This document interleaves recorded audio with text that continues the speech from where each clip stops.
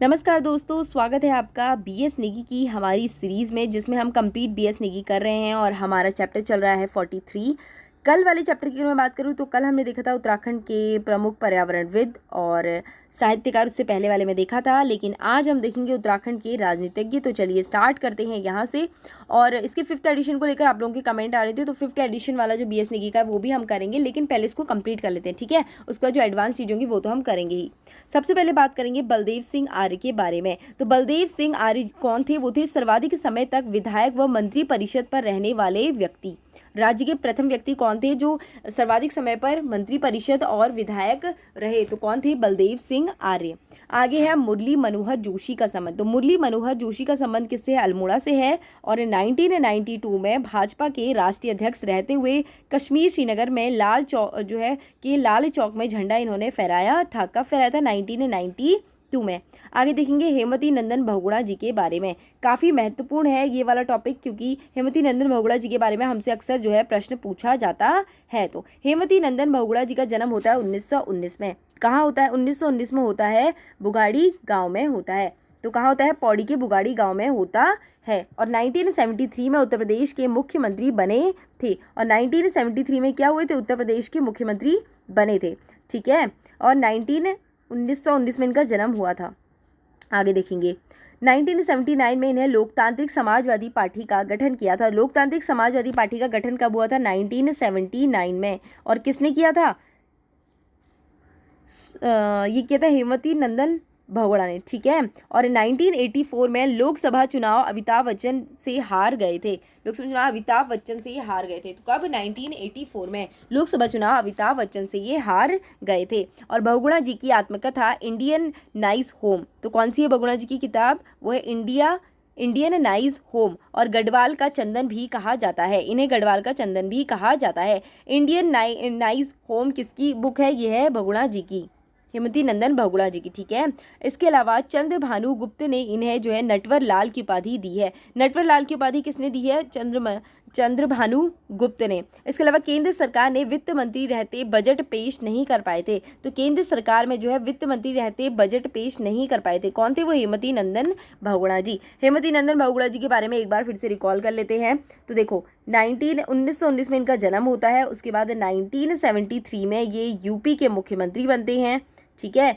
उसके बाद 1984 में लोकसभा चुनाव हार जाते हैं। किससे? अमिताभ बच्चन से। और लोकतांत्रिक समाजवादी पार्टी का गठन करते हैं 1979 में। आगे देखेंगे हर्षदेव औली जी के बारे में। हर्षदेव औली जी का जन्म होता है चंपावत के खेती खान में। काफ़ी महत्वपूर्ण टॉपिक है ये वाला भी, क्योंकि इनके बारे में भी हमसे पूछ लिया जाता है। तो हर्षदेव औली का जन्म होता है चंपावत के खेती खान में और 1890 में हुआ था। कब हुआ था? 1890 में। और हर्षदेव औली को कुमाऊं का शेर भी कहा जाता है। कुमाऊं का चंदन हेमवती नंदन बहुगुणा को कहा जाता है। गढ़वाल का चंदन, गढ़वाल का चंदन जहाँ पे आएगा, गढ़वाल का चंदन किसे कहा जाता है? हेमवती नंदन बहुगुणा जी को। अभी हमने ऊपर देखा था।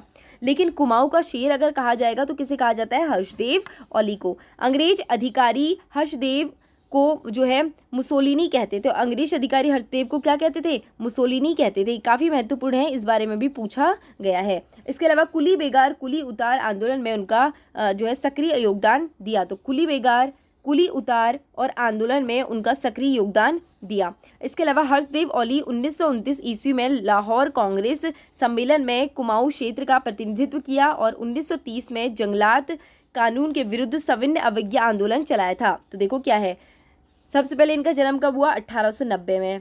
और क्या है? कुमाऊं का शेर इन्हें कहा जाता है। मुंसोलिनी इन्हें अंग्रेजी अधिकारी कहते थे। और कुली बेगार कुली उतार आंदोलन में इन्होंने सक्रिय योगदान निभाया। इसके अलावा हर्षदेव औली को 1929 में लाहौर कांग्रेस सम्मेलन में कुमाऊं क्षेत्र का प्रतिनिधित्व किया और 1930 में जंगलात कानून के विरुद्ध सविनय अवज्ञा आंदोलन इन्होंने चलाया। इसके अलावा खेती खान में इनकी स्मृति में सेनानी पार्क का निर्माण किया गया है। कहाँ किया गया है? खेती खान में। आगे देखेंगे मानवेंद्र शाह के बारे में। तो मानवेंद्र शाह 25 अक्टूबर 1946 को टिहरी की राजतिलक हुआ था मानवेंद्र शाह का, ठीक है। और 1949 में इन्हें टिहरी से विलयकरण में हस्तांतरण कर दिया था। 1946 में इनका राजतिलक होता है। उसके बाद 1949 में क्या होता है? इनका जो है टिहरी विलीकरण में जो है ये शामिल हो जाते हैं, यानी कि टिहरी का विलीकरण भारत संघ में कर दिया जाता है। आगे देखिए, मानवेंद्र शाह ने 1952 ईस्वी में पृथक राज्य की मांग उठाई थी। तो क्या की थी? मानवेंद्र शाह ने 1952 ईस्वी में पृथक राज्य की मांग उठाई थी, सब 1952 में, ठीक है। ध्यान में रखिएगा, 1946 में इनका राज तिलक होता है। 1949 में ये क्या करते हैं? 1949 में ये हस्ताक्षर कर देते हैं विलय होने का। उसके बाद 1952 में ये पृथक राज्य की मांग करते हैं और टिहरी सदस्य क्षेत्र में 8 बार लोकसभा चुनाव जीते थे। तो जो टिहरी संसदीय क्षेत्र था वहाँ से 8 बार इन्होंने लोकसभा चुनाव जीता है। इसके अलावा मानवेंद्र शाह आयरलैंड में भारत के राजदूत भी रहे हैं। तो मानवेंद्र शाह कौन थे? मानवेंद्र शाह आयरलैंड में भारत के राजदूत भी रहे हैं, ठीक है। आगे देखिए नारायण दत्त तिवारी जी के बारे में। तो नारायण दत्त तिवारी को विकास पुरुष कहा जाता है। विकास पुरुष किसे कहा जाता है? नारायण दत्त तिवारी जी को। और इनका जन्म जो है 1924 ईस्वी में नैनीताल की जो है बलयूटी गांव में हुआ था। कहाँ हुआ था? नैनीताल में। विकास पुरुष इन्हें कहा जाता है। जन्म कब हुआ था? 1924 में। इसके अलावा नारायण दत्त तिवारी 1976 ईस्वी में पहली बार उत्तर प्रदेश के मुख्यमंत्री बने और 3 बार उत्तर प्रदेश एवं 1 बार उत्तराखंड के मुख्यमंत्री पद पर रहे थे। इसके अलावा यहाँ पे 1924 भी दिया है, कई लोग 1925 भी कहते हैं, ठीक है। अब आप देख लीजिएगा, हालांकि इसमें तो 1924 ही दिया गया है। नारायण दत्त तिवारी 1976 ईस्वी में पहली बार उत्तर प्रदेश के मुख्यमंत्री बने थे। कब बने थे? 1976 में। और हेमवती नंदन बहुगुणा जी कब बने थे मुख्यमंत्री? 1973 में, ठीक है। और 1976 में कौन बने थे? नारायण दत्त तिवारी। और 3 बार उत्तर प्रदेश के मुख्यमंत्री और 1 बार जो है उत्तराखंड के मुख्यमंत्री पद पर रहे हैं। कौन? नारायण दत्त तिवारी। अब बात करेंगे मेजर जनरल भुवन चंद्र खंडूरी जी के बारे में।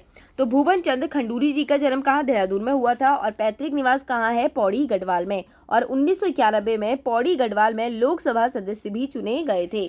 कब? 1991 में। और भुवन चंद्र खंडूरी 2007 में राज्य के दूसरे निर्वाचित मुख्यमंत्री बने, ठीक है। पहले कौन से बने? नारायण दत्त तिवारी। आगे देखेंगे प्रकाश पंत जी के बारे में। पिथौरागढ़ निवासी प्रकाश पंत उत्तराखंड विधानसभा के प्रथम अध्यक्ष रहे। तो उत्तराखंड विधानसभा के प्रथम अध्यक्ष कौन रहे? प्रकाश पंत जी। निवासी कहाँ के हैं ये? पिथौरागढ़ के। इन्हें 2008 में राज्य का प्रथम उत्कृष्ट विधायक का पुरस्कार मिला था। तो इन्हें 2008 में राज्य का प्रथम उत्कृष्ट विधायक का पुरस्कार भी मिला था। प्रकाश पंत द्वारा रचित रचनाएं कौन कौन सी हैं? एक थी कुसुम कहानी, प्रशब्द, एक आवाज, आदि कैलाश यात्रा वृतांत है, ठीक है। और मैं काली नदी। इसके अलावा उत्तराखंड सरकार में वित्त मंत्री रहते हुए इनका निधन 2019 में हुआ था। तो प्रकाश पंत का निधन कब हुआ था? 2019 में। आगे देखेंगे रमेश पोखरियाल निशंक जी के बारे में। रमेश पोखरियाल निशंक जी का संबंध कहाँ से है? सबसे पहले पता होना चाहिए, पौड़ी गढ़वाल से है। और 17वीं लोकसभा में शिक्षा मंत्री बनने वाले राज्य के प्रथम व्यक्ति हैं।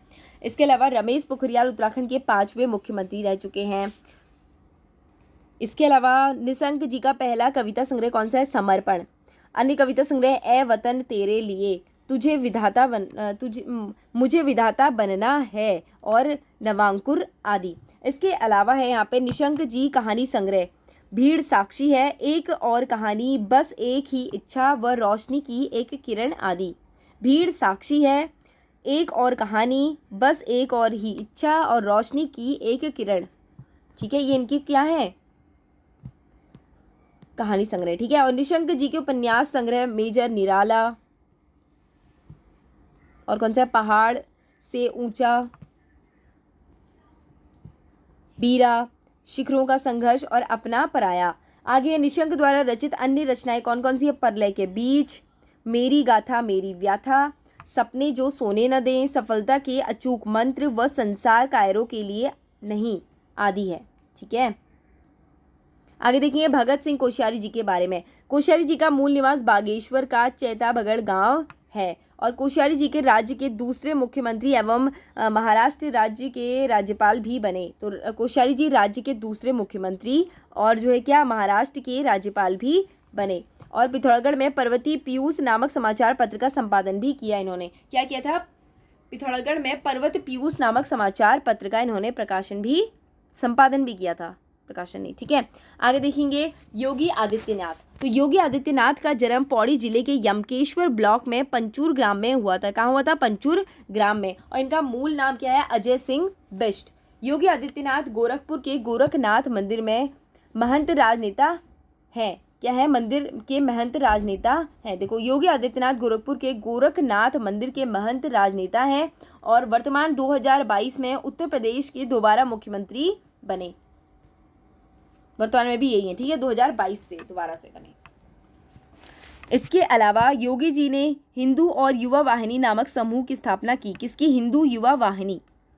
आगे देखेंगे कमलेंदुमती शाह। कमलेंदुमती शाह जो है 1952 में प्रथम आम चुनाव टिहरी संसदीय सीट से जीतकर संसद पहुंची थी। कब? 1952 में। और 1958 में इनको पद्म भूषण सम्मान से सम्मानित भी किया गया। और जीवन ज्योति नामक कविता संग्रह के लेखक जो है कमलेंदुमती शाह थी। और इनकी अन्य पुस्तक माई इम्प्रेशन ऑफ अमेरिका है। और 1962 में नरेंद्र महाविद्यालय की स्थापना कमलेंदुमती शाह के प्रयासों से हुई है। नरेंद्र महाविद्यालय स्थापना किसने की? कमलेंदुमती शाह के प्रयासों से हुई है। कब हुई है? 1962 में। तो thank you and thank you so much. कल हम देखेंगे उत्तराखंड की प्रमुख प्रसिद्ध महिलाएं। तो thank you and thank you so much. इसके अलावा अगर आपकी कोई राय है तो कमेंट करके ज़रूर बताएं।